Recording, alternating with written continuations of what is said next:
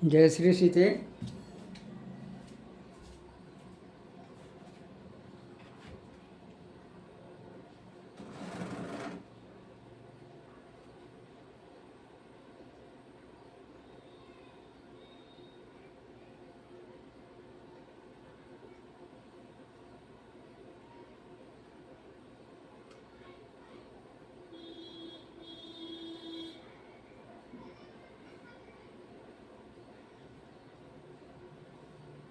श्री राम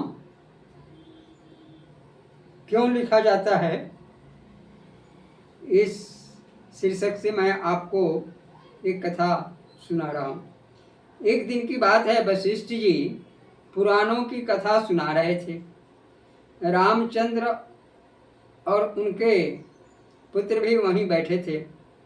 तब कथा सुनते सुनते सबको ज्ञात कराने के लिए लब ने वशिष्ठ जी से पूछा कि हे गुरु, आप मुझे बतलाइए कि सब ग्रंथों के मुख्य पृष्ठ और प्रत्येक पृष्ठ पर श्री सर्वप्रथम एक स्थान में श्री और दूसरे स्थान में राम लिखा रहता है, वह क्यों?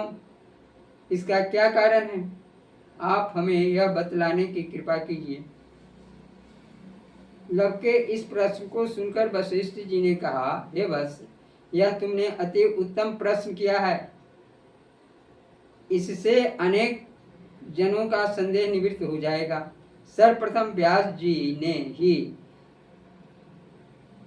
श्री रामचरित्र का निर्माण किया और उन्होंने ही 18 पुराण और 18 ही उप पुराण बनाए थे। फिर अन्यान्य ऋषियों ने खड़ शास्त्र आदि की रचना की। समस्त ग्रंथों में श्री रामचरित्र श्लोकों में निर्मित है। इसी बात को बतलाने के लिए प्रत्येक पृष्ठ में श्री लिखकर बीच में राम लिखा रहता है।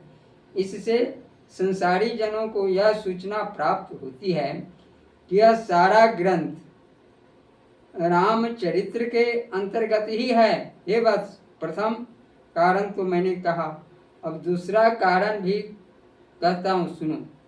हे लब, अज्ञानता से या भ्रमवश पृष्ठ में यदि कोई शब्द अशुद्ध लिख गया हो तो वह इस विचार से भी पृष्ठ में लेखकगण श्री राम लिख देते हैं। ऐसा करने से अशुद्ध भी शुद्ध हो जाता है और लिखने को और लेखक को कोई दोष नहीं लगता। इस समाधान को सुनकर लब का संदेह निवृत्त हो गया। जय श्री सीते।